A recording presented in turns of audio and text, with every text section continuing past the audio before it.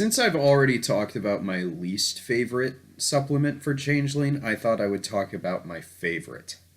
This one is called The Autumn People, and it expands upon a couple of the threats Changelings face that were presented in the core rulebook. So, this is actually a fantastically written book as well.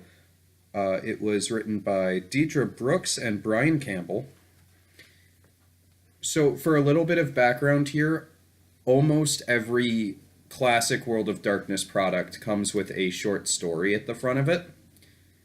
And I'm not going to lie to you, most of them are mediocre at best. Not all of them, but most of them. The big problem with the short stories is that they often don't really convey what the book you're about to read is about, or they don't actually manage to explain anything that's going on. It's just, here's a scene from the World of Darkness. This book, The Autumn People, is all about what happens to changelings when they get too bogged down in reality, too banal, as it's called.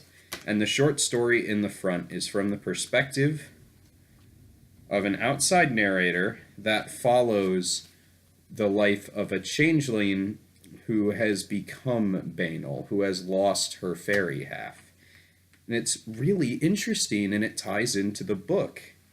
And that's so rare that it was worth mentioning in this.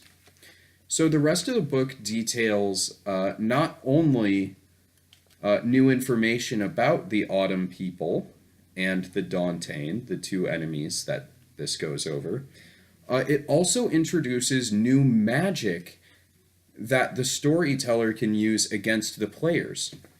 And this is very interesting because the players cannot possibly learn this magic unless unless you were running the equivalent of an evil campaign.